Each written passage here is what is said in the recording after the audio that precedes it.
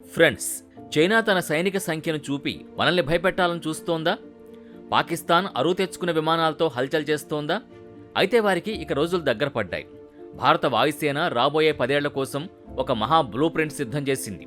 దీని పేరు వింటేనే చైనా డ్రాగన్ శిబిరంలో వణుకు మొదలైంది.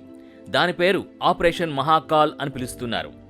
150 రాఫెల్ జెట్లు, రష్యా యొక్క సుఖోయ్ 57, మన దేశీయ తేజస్ మరియు ఫ్యూచర్ వెపన్ AMCA ఇవన్నీ కలిసి ఆకాశంలో ఒక అభేద్యమైన కోటను కట్టబోతున్నాయి. అమెరికా, రష్యా వంటి అగ్రరాజ్యాలు కూడా భారత్ వేస్తున్న ఈ అడుగులు చూసి నోరెళ్లబెడుతున్నాయి. అసలు 500 యుద్ధ విమానాల ఈ మాస్టర్ ప్లాన్ ఏంటి? ఢిల్లీ నుంచి బీజింగ్ వరకు అధికార వర్గాల్లో ఎందుకింత అలజడి నెలకొంది? ఈ వీడియోలో ప్రతి అంశాన్ని పోసుగుచ్చినట్టు వివరిస్తాను. వీడియో చివరి వరకు చూడండి, ఎందుకంటే ఇది నవభారత శక్తికి నిదర్శనం. శ్రీ రాఘవేంద్ర జ్యోతిషాలయం శ్రీ ఎంకే శాస్త్రి గారు ప్రముఖ జ్యోతిష్యులు. స్త్రీ పురుష వశీకరణం 100% గ్యారంటీ. భర్తను పరస్త్రీ వ్యామోహం నుండి విడిపించడానికి, భార్యను పరపురుష సహవాసం నుంచి విడిపించడానికి, మీరిష్టపడ్డ వారు మీ నుంచి దూరమై ఉంటే స్త్రీ వశీకరణ, పురుష వశీకరణం, ప్రేమ సమస్య, ప్రేమ వివాహం, అత్తాకోడళ్ల సమస్యలు, భార్యాభర్తల కలహాలు, లైంగిక సమస్య, సంతాన సమస్య, ఇంకా మీకెటువంటి సమస్యలున్నా దైవ శక్తి పూజలు చేసి పరిహారం చేయగలరు. ఈ రోజే సంప్రదించండి. భారతదేశానికి అటు పాకిస్తాన్, ఇటు చైనా నుంచి ఒకేసారి ముప్పు పొంచి ఉంది. దీన్నే 2 ఫ్రంట్ వార్ అంటారు. ఇలాంటి యుద్ధాన్ని ఎదుర్కోవడానికి మనకు కనీసం 42 స్క్వాడ్రన్ల యుద్ధ విమానాలు అవసరం.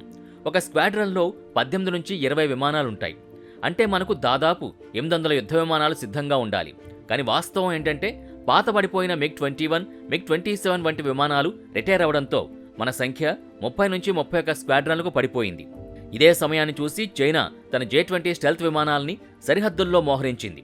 పాకిస్తాన్ చైనా నుంచి J-10C విమానాలు తెచ్చుకుని పండగ చేసుకుంది. భారత్ దగ్గర పైలట్లున్నారు, కానీ విమానాలు లేవు అని వారు ఎగతాళి చేశారు. కానీ వారు ఒక విషయం మర్చిపోయారు. సింహం 2 అడుగులు వెనక్కి వేసింది అంటే అది భయపడి కాదు, భయంకరమైన వేట కోసం సిద్ధమవుతున్నట్టు. ఢిల్లీలోని సౌత్ బ్లాక్లో క్లోజ్డ్ డోర్ మీటింగ్స్లో భారత రక్షణ శాఖ ఒక భారీ ప్రణాళికను సిద్ధం చేసింది. ఇకపై మనం రక్షణాత్మకంగా ఉండకూడదు, ప్రత్యర్థి కళ్లల్లోకి కళ్లు పెట్టి చూసేలా ఆధిపత్యం చెలాయించాలని నిర్ణయించుకుంది. 150+ రాఫెల్ విమానాలు. రాఫెల్ అంటేనే శత్రువుల గుండెల్లో వణుకు. ఇప్పటికే మన దగ్గర 36 రాఫెల్ విమానాలున్నాయి. కానీ కొత్త బ్లూ ప్రింట్ ప్రకారం భారత్ మరో 114 multi role fighter aircraft కొనుగోలుకు సిద్ధమైంది. ఇందులో రాఫెల్ అత్యంత ముందంజలో ఉంది. నౌకాదళం కోసం మరో 26 రాఫెల్ M విమానాలు వస్తున్నాయి. అంటే మొత్తం 150 కంటే ఎక్కువ రాఫెల్ విమానాలు మన దగ్గర ఉండబోతున్నాయి. దీనివల్ల మన దగ్గర 150 మిటియోర్ మిసైల్ లాంచ్ ప్యాడ్లుంటాయి. ఈ మిసైల్ ముందు చైనా PL-15 విమానాలు కూడా దిగదుడిపాయి. 60 సుఖోయ్ 57. ఫ్రెండ్స్, ఇది ఒక సంచలన వార్త. భారత్ మళ్లీ రష్యాతో 5వ తరం యుద్ధ విమానం సుఖోయ్ 57 కోసం చర్చలు జరుపుతోంది. ఇది ఒక స్టెల్త్ విమానం, అంటే రాడార్లకు చిక్కదు. చైనా J-20కి ఇది అసలైన విరుగుడు. సుఖోయ్ 57 సూపర్ మాన్యువరబిలిటీ కలిగి ఉంటుంది. అంటే గాల్లో ఇది చేసే విన్యాసాలు భౌతిక శాస్త్ర నియమాలనే సవాల్ చేస్తాయి. 60 విమానాలు మన వాయుసేనలో చేరితే చైనా ఆధిపత్యం గాల్లో కలిసిపోతుంది. తేజస్ మరియు AMCA. విదేశాల మీద ఆధారపడడం భారత్ ఎప్పుడో తగ్గించింది. ప్రధాని మోదీ పిలుపునిచ్చిన ఆత్మనిర్భర్ భారత్ రక్షణ రంగంలో విశ్వరూపం చూపిస్తోంది. 210 తేజస్ MK-1A అండ్ MK-2. ఒకప్పుడు తేజస్ను చూసి నవ్విన వారు ఇప్పుడు దాని ఆర్డర్ల కోసం క్యూ కడుతున్నారు. మన వాయుసేన 210 తేజస్ విమానాల్ని తన అమ్ముల పొదిలో చేర్చుకోబోతోంది. ముఖ్యంగా తేజస్ మార్క్ 2 అనేది రాఫెల్కు సమానమైన శక్తిని కలిగుండి పూర్తిగా మేడ్ ఇన్ ఇండియా ముద్రతో వస్తోంది. ఇది మన సప్లై చైన్ని సురక్షితం చేస్తుంది. రేపు యుద్ధం వస్తే మనం విడిభాగాల కోసం అమెరికాను బతిమాలాల్సిన అవసరం లేదు. 40 AMCA. ఇది భారత్ యొక్క ప్రతిష్టాత్మక 5వ తరం స్టెల్త్ యుద్ధ విమానం.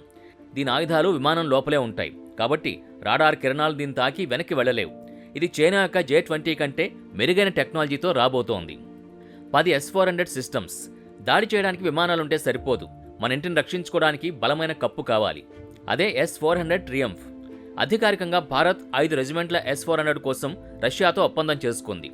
కానీ తాజా రిపోర్ట్స్ ప్రకారం భారత్ దీన్ని 10 యూనిట్లకు పెంచాలని చూస్తోంది. దీనివల్ల కలిగే లాభం ఏంటి? 10 S-400 సిస్టమ్స్ మన దగ్గరుంటే పాకిస్తాన్ గగనతలం మొత్తం మన కంట్రోల్లో ఉంటుంది.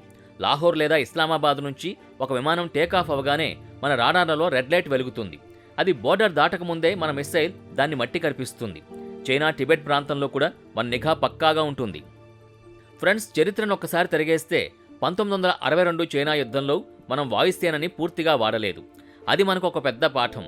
అప్పట్నుంచి భారత రక్షణ వ్యూహం డిఫెన్సివ్గానే ఉంది. కానీ 1999 కార్గిల్ యుద్ధంలో వాయుసేన ప్రాముఖ్యత ప్రపంచానికి తెలిసింది. ఆ రోజు మిరాజ్ విమానాలు చేసిన ఖచ్చితమైన బాంబు దాడులే మనల్ని గెలిపించాయి.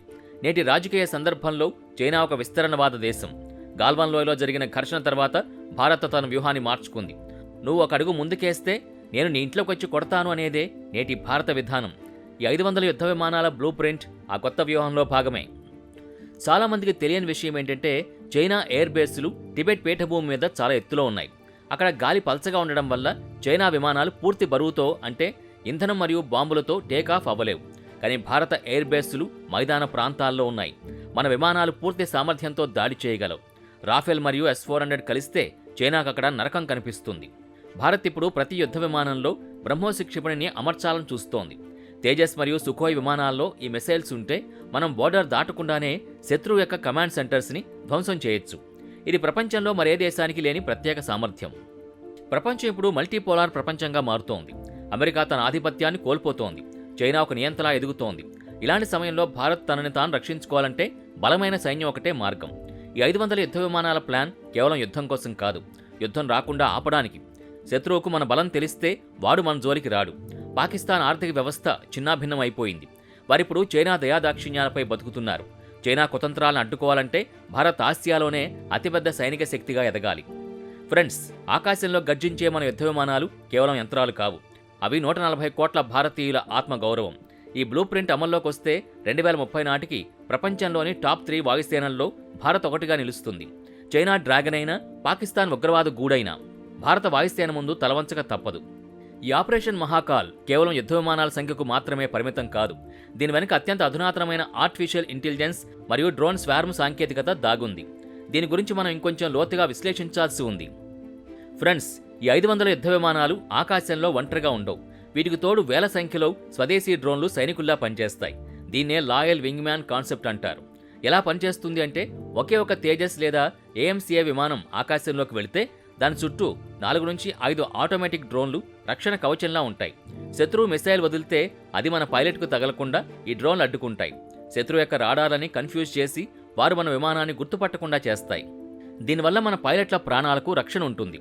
చైనా దగ్గరున్న J-20 విమానాలకి ఇటువంటి అడ్వాన్స్డ్ డ్రోన్ టీమింగ్ సిస్టమ్ ఇంకా పూర్తి స్థాయిలో అందుబాటులోకి రాలేదు.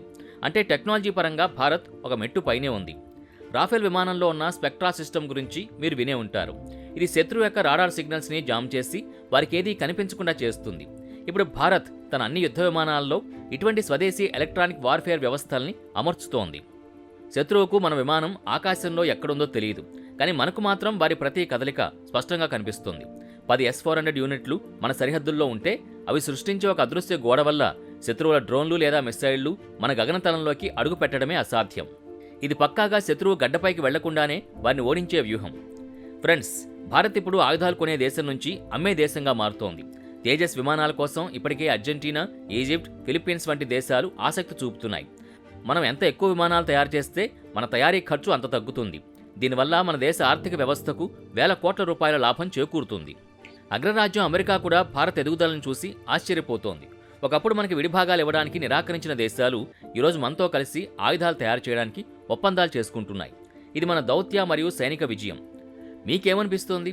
సుఖోయ్ 57ని భారత్ కొనుగోలు చేయడం సరైన నిర్ణయమేనా, లేక మన దేశీయ AMCA పైనే పూర్తి దృష్టి పెట్టాలా? మీ విలువైన అభిప్రాయాల్ని కామెంట్ బాక్సులో తప్పకుండా తెలియచేయండి. ఈ వీడియో మీకు నచ్చితే లైక్ చేయండి, మీ ఫ్రెండ్స్కి షేర్ చేయండి.